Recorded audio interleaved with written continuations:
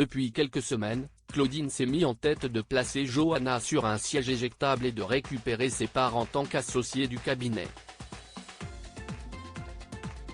Elle est sur le point de racheter les actions de la nièce de Guillaume avec un accord crucial.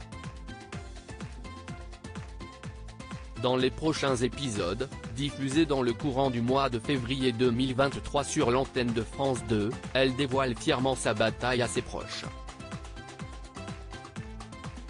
Claudine arbore une victoire fracassante dans un si grand soleil. Claudine, Catherine Wilkening, accueille Alix Sauvage dans le cadre de sa soirée d'anniversaire.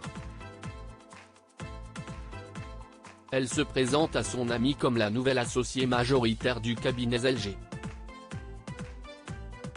Avec cette annonce explosive, la responsable de la galerie d'art est sous le choc. Elle félicite sa copine pour le succès de son acharnement démoniaque. Mais pour le moment, elle ne sait pas comment elle va transformer l'entreprise.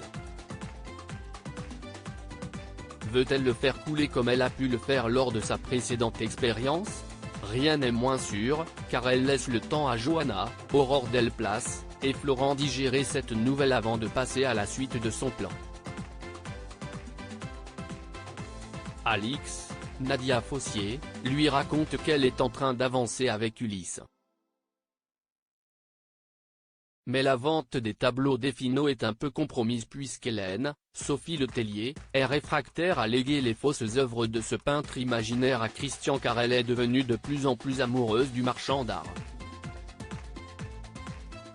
Mais l'ancienne partenaire de Virgile, Fred Bianconi, est bien décidé à céder ses œuvres avant de récupérer le pactole.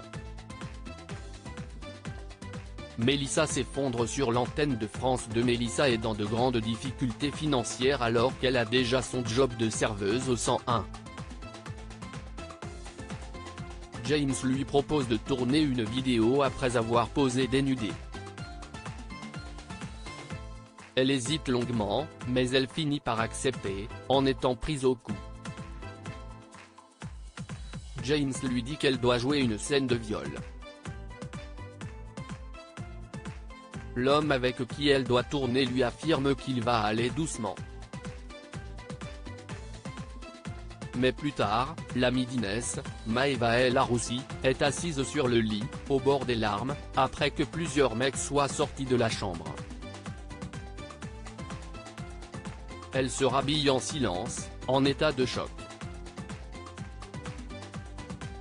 James la félicite et lui donne la somme promise. Mais elle se fait trahir puisqu'il n'y a que la moitié du montant.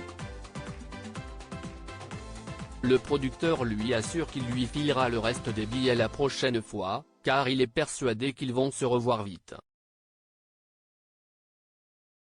La compagne d'Enzo, Teyilo Azaïs, prend les transports, et elle s'effondre. La suite des aventures des habitants de Montpellier est à retrouver dans les futurs épisodes de la série Un si grand soleil, diffusée du lundi au vendredi aux alentours de 20h45 sur France 2.